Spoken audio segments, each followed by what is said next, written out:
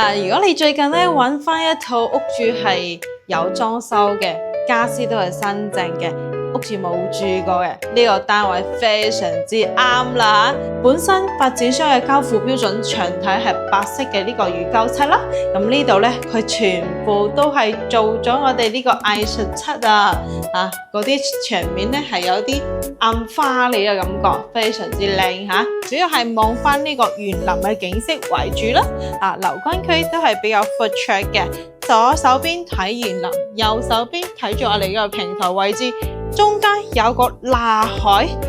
都有海景可以睇到啦吓。當時嗰度使咗唔少錢去額外裝修同埋呢度家私咁呢個飄窗位置咧都係全正上，呢度望出去咧同樣都係我哋望翻綠植為主噶啦。又可以度假，又可以自住，喺邊度呢？當然喺維港灣啦！大家好，我係弟弟啊！今日咧所在位置喺維港灣下邊嘅沙灘呢度啦吓，咁天氣咧就爭咗少少啦，準備落雨啊！咁天氣好嘅時候咧，其實係碧海藍天，係非常之靚嘅景色啦。我哋今次睇翻呢套咧，大家考慮維港灣可能覺得要上山。今次呢個屋主咧準備咗呢個車位俾到我哋啦，呢個新屋主啦吓，咁自己買部小車就可以有地方泊啦。咁停車費咧平平地60-70蚊左右，物業管理費就可以搞掂晒啦。咁呢個屋主咧都係考慮好多嘅問題。呢套房全新未住過，重新裝修過，仲有家私全部配齊咗。啱唔啱呢？咁我哋睇翻呢個單位呢，係一個90平方嘅3房2廳一個廁所嚟嘅。咁佢所在位置呢，其實成個維港灣呢度總共有38座啦。咁呢個單位所在位置係中間，本身唔係最頂，都唔係頭排呢個海景。咁頭排海景價錢肯定貴啦，下邊買到咁平嘅單位呢？我哋今次咧唔需要頭排海景，因為靠住睇海雖然係靚，但係會相對比較潮濕一啲嘅。但係呢個中間位置，我哋坐2部 lift 間就可以去到啦吓。如果有個車位，自己識揸車嘅情況下，買部車泊喺自己屋企樓下，都係非常之快樂嘅事情啦。咁其實包括阿弟弟經常出門都係要揸車噶啦，無論幾近都好，揸部車出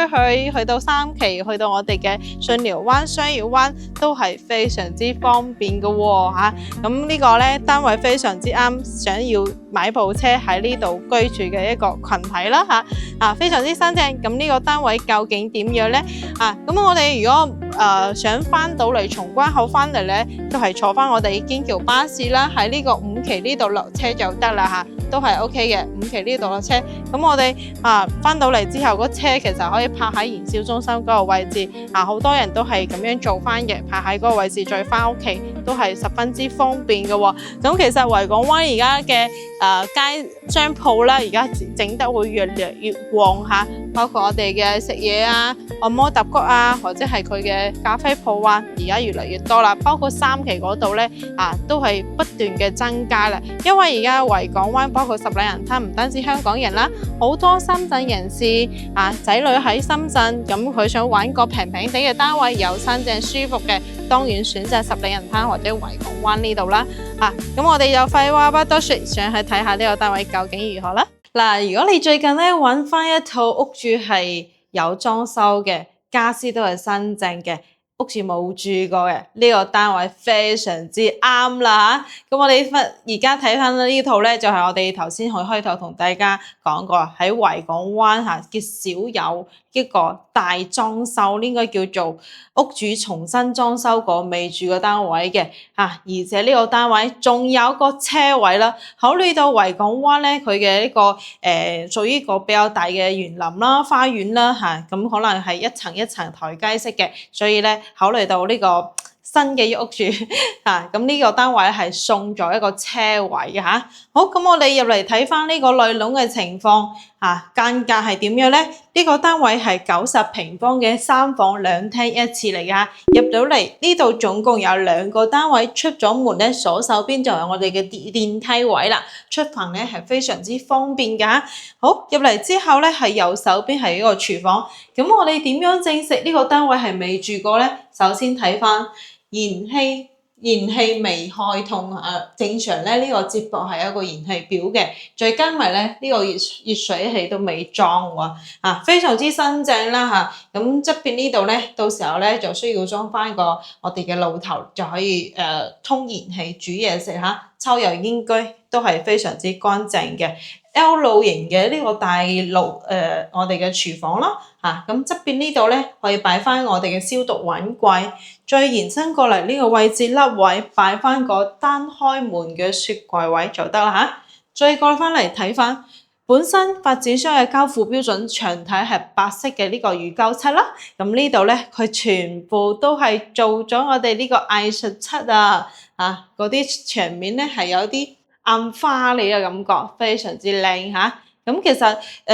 冇做藝術漆咧，就係比較單調一啲啦做咗之後咧，成間感覺又唔同咗咯喎咁我哋現場見到咧，佢就擺咗非常之新淨嘅呢個家私啦咁左手邊咧就係我哋呢個2合1嘅呢個餐台啦。你如果人比較少，就直情咁樣食2-3樣嘢喺呢度咧食飯 OK 㗎。如果你朋友過嚟揾你嘅情況下，哇！我哋個台面咧就可以新星梳出嚟啦，變成一個大圓台呢個位置可以打開出嚟，變成個圓台，我就唔打開啦，大家應該知道啦所以好方便。右手邊可能覺得你啲鞋咧唔夠放買咗差唔多有呢個2米嘅超長嘅呢個鞋櫃位，呢個凹位都係幾大喎咁一家大細咧係完全可以擺得落啦。咁再過落嚟喎，佢呢個梳化、茶几、電視櫃都係新新淨淨㗎。我哋咧，如果你中意呢套家私，就唔使換過啦，或者我哋可以用住先唔好咁嘥啦。到時候用壞咗2-3年之後，你或者唔中意呢啲家私，再換都未遲啦好，咁牆身呢度咧，同樣佢係每個除咗天花之外，每個地方咧都係重新油過呢啲漆面㗎啦咁呢個燈正常交付標準係啲比較古嘅啲燈面啦。呢啲燈全部都係換咗，仲有窗簾屬於個做咗呢個雙拼嘅顏色，黃色同埋呢個應該叫做金色啦，同埋呢個灰色嘅呢個搭配啦好，咁我哋再出翻嚟睇翻呢個景色。呢個單位咧主要係望翻呢個園林嘅景色為主啦。樓關區都係比較闊綽嘅，左手邊睇園林，右手邊睇住我哋呢個平台位置，中間有個罅海都有海景可以睇到啦咁我哋呢一座咧，其實係屬於個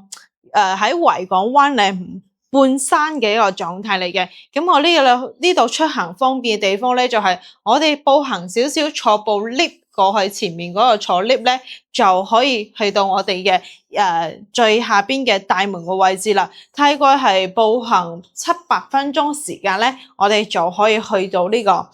我哋嘅大門啦，去到沙灘嘅位置。咁成個維港灣呢度咧，佢係有3個階段。第一層就係我哋最下邊嘅頭排海位置1、2、7、8呢啲咧就會比較近我哋嘅呢個大門位置啦。咁第2排咧，其實喺呢個中間呢個位置嚟噶。咁第3排咧分區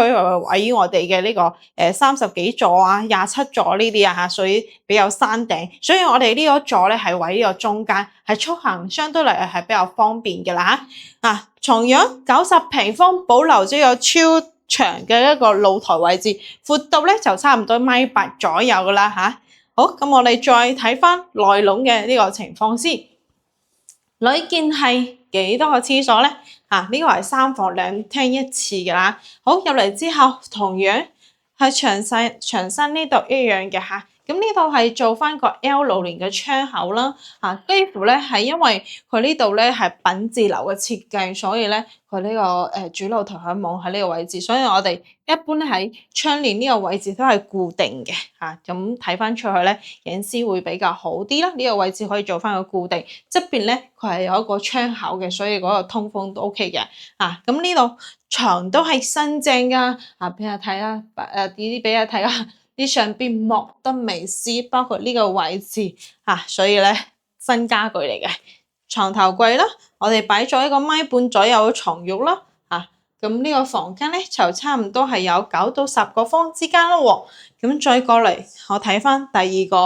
二間房。嗱，呢間房咧，佢就擺咗1.5米床1個床頭櫃，呢個凹位可以擺得我哋做翻個定製櫃，大概係60公分左右 ，OK 噶。咁窗簾咧係做咗呢個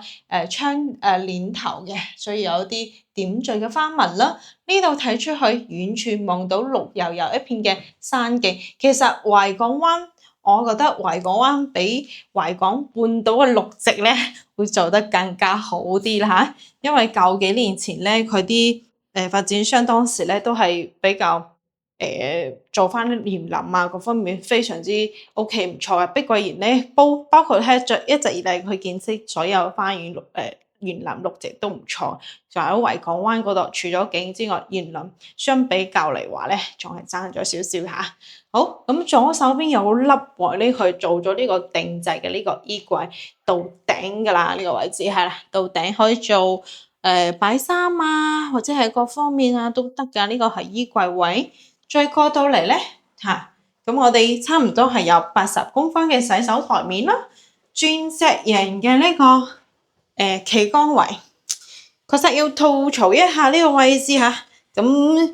經常要咁拉落嚟。沖涼係唔係咁舒服㗎？建議大家到時候可以換翻、摺疊翻咁推翻嚟會較好啲。座廁都係有齊晒㗎啦。咁我哋再睇翻主人房呢度，1.5米床頭櫃、衣櫃呢度咧就做咗一排嘅一個定製櫃啦。非常之新淨嘅呢個衣櫃係啦，上邊啊各方面啊，咁當時嗰度使咗唔少錢去額外裝修同埋呢度家私啊咁呢個飄窗位置咧都係全正送，呢度望出去咧同樣都係我哋望翻綠植為主噶啦。到時候如果想要望得更加舒服啲唔想要呢個鐵欄咧，到時候都可以拆咗佢，自己拆都得噶，好簡單。因為 DB 之前個單位咧係咁拆咗佢，硬拆噶，都係唔會傷到呢個玻璃嗰方面。就主人房有個呢個攔住咯嚇。好啦，咁成個單位我哋介紹，而家俾翻個視頻俾大家欣賞下呢個單位嘅呢個視頻啦。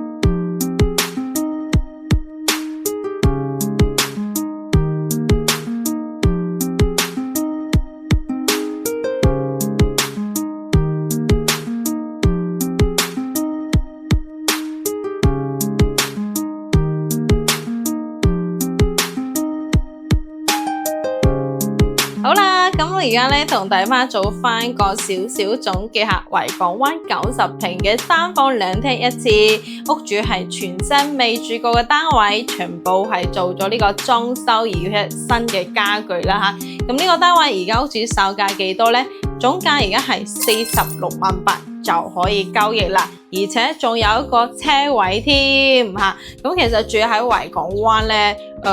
有車更加好，冇車都冇關係嚇。咁其實有個車位留俾我哋後期咧，可以考慮買私家車嘅時候咧，有地方去泊啦。而且喺國內買翻啲電車，平平地幾萬蚊就 OK 咯喎，而且唔會輸嘅呢啲電車嚇。咁成本啦，各方面持有成本都係非常之低嘅。嘅，包括咧就係俾翻一個物業管理費加埋一個我哋呢個叫做車位嘅物業管理費嚇，70蚊左右一個月嘅嚇。咁仲有咧就係我哋電車啦，平平地啦，如果係充1萬50蚊，30-40左右啦。如果係12點之後咧，其實一個月我哋嘅車，好似我哋有部電車啦，一個月係160幾蚊，平均呢個數字範圍之內啊，話你真係比油平好多嚇咁如果你驚時不時先翻嚟整部電車，到時候壞咗點算呢？其實可以買部油車二手嘅2萬幾蚊